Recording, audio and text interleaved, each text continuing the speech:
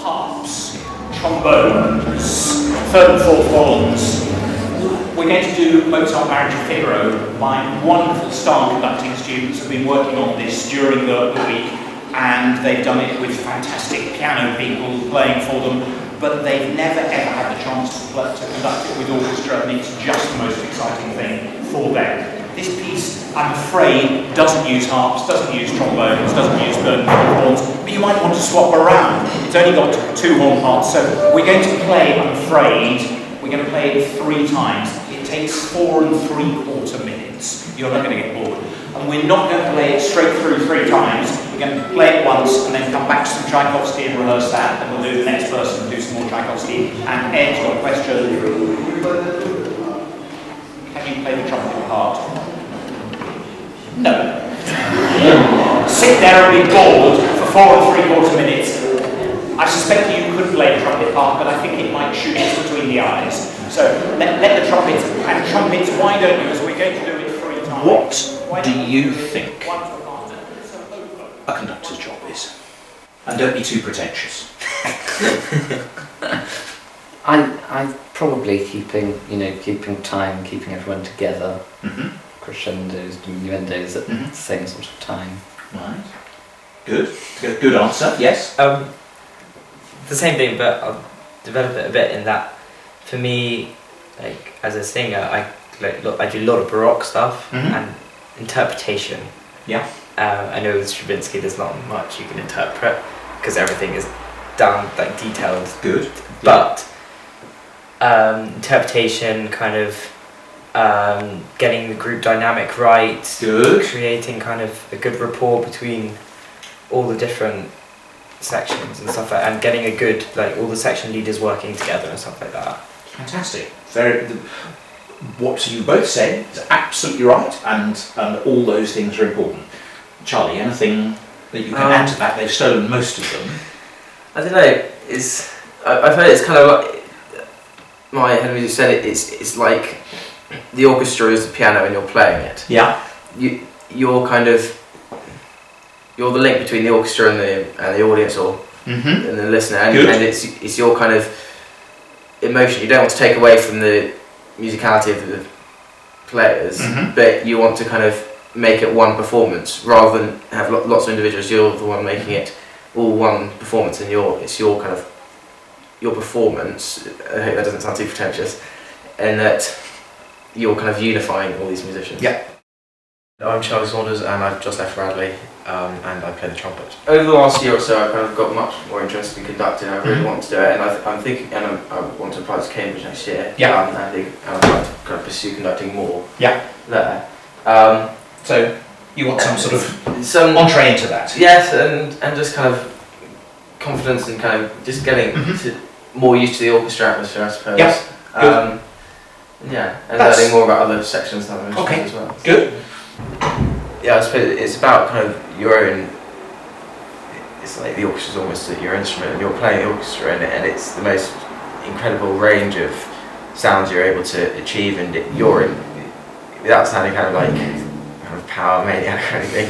It's like you're kind of in control. But it's kind of you're the link between the orchestra and the audience, I think, and it's a crucial link, and it's. I suppose sitting in orchestras and watching Conductor, thinking, it would be great to be up there and be kind of in charge of the music, and I've always loved. I like composing as well, and kind of looking through scores and writing scores and seeing how everything links together. And being a conductor, you have that kind of oversight over everything. So over the last kind of year or so, I've got much more kind of interested in that. My name's Theo, and I go to Cranley School in the Junior Academy, and I I'm a singer predominantly, but I also play the lute, trumpet and viola. I've done a lot of choral conducting, but not as much orchestral stuff, and because of that I'm like a complete novice when it comes to wind. Okay. I don't want to be able to rehearse wind as confidently as I can rehearse a choir. Right. Good.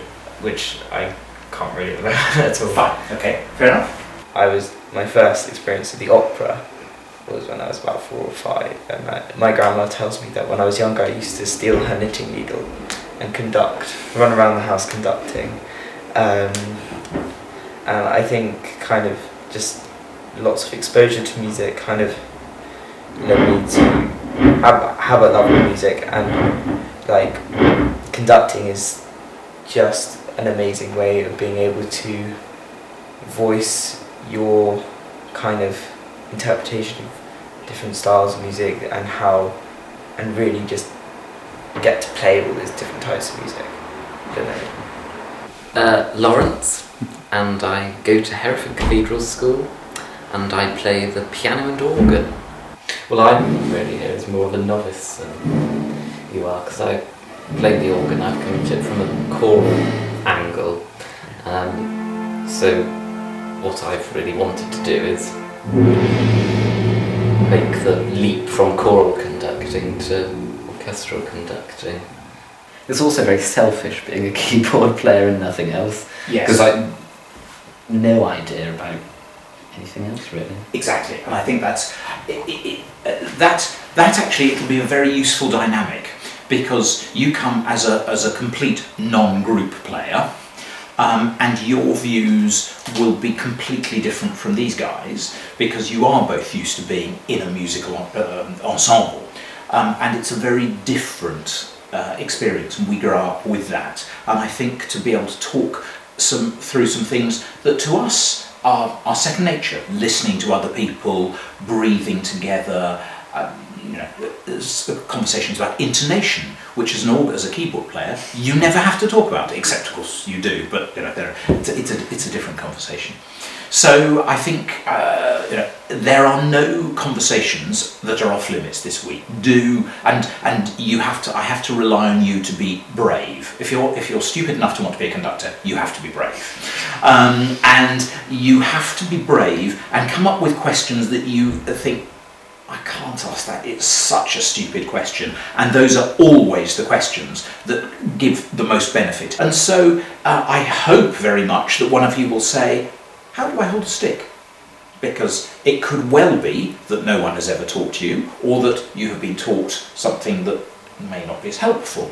And talking about the length of the stick you use, whether you use a stick, all of these things are questions that are, for any conductor, meat and drink. This is what we love talking about all the time.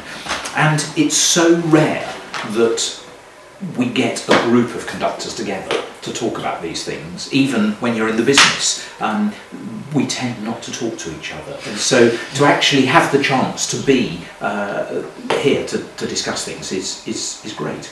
I guess the beauty about conducting is that, like, on your trumpet, there's selective repertoire that we can play. Yeah. But when you're conducting, you can play things from like the experimental kind of symphonies of C.P. Bach to kind of being able to conduct Mozart piano concertos, which I would never have been able to be involved in whatsoever, and then being able to play, like we're doing at the moment, Stravinsky and stuff like that. It's just it's a kind of the musician's dream. And there's a lot of kind of responsibility and pressure on the conductor, which I think lots of people personally, I think I thrive off that. Lots of people thrive off the kind of pressure and responsibility, and it excites you, and it's about that excitement that music brings to everyone, and you're right at the heart of that. And that's why it interests me, I think. And it's really interesting just to be able to talk to Richard about like our different favourite conductors and composers, and like talking about what was good, what's bad about them, and being able to like think about what we possibly would want to imitate, because that's what conducting is effectively. I mean, we are the voice for the composer as such, so we are just imitating their views for the piece. So being able to like and imitate what another conductor's doing, and something that we really would want to discard because we don't agree with it, I think it's just a great thing. Yeah, I think to non-musicians it's a bit, the role of conductor is slightly funny, and it makes it slightly odd. They're saying one conductor is better than another, Do you think there is a difference in a conductor's role between a rehearsal and a performance? Yes. And what is that difference? Well, like the rehearsal is like the conductor's most important for me, I think. Mm-hmm. The most important role for the conductor. Yeah. I mean, I can't remember who it was. Wasn't there a conductor who didn't arrive for the performance? And when the organisers like very angrily wrote to him saying, Yeah. What are you doing? Yeah. He said, well, I've done my job. What do you want me for? Yeah. Like, I mean, we can... Okay, so what is the answer to that? I would say you're absolutely right. If a conductor's done their job, they should have got the orchestra to a stage where actually the orchestra can do it without the conductor. So what is he or she there for in the performance? To be... I mean, a performance can... Anything can happen in a performance, I think we can all say. Like, we can all get nervous, and we're there to be the kind of leader in times of trouble, kind of. Like if something goes wrong. Okay, yeah.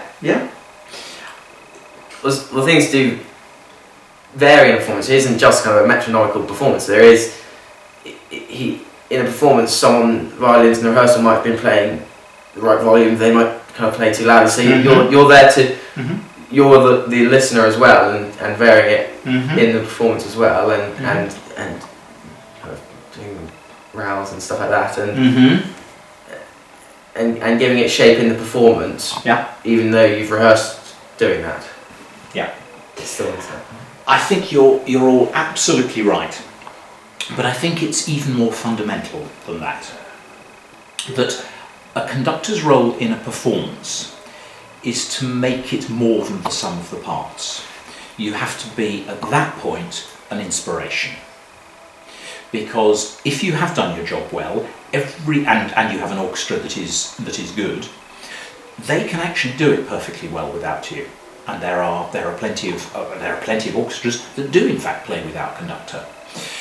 But a good conductor will galvanise the players, the singers, and will make the interaction between them, the players, and the audience and the music even greater than it would be if he or she were not there. And so it's at that point it's about personality, and it's about making the music more than it would otherwise be, and that is an almost unquantifiable, intangible thing. How do you do that? But there is no doubt. If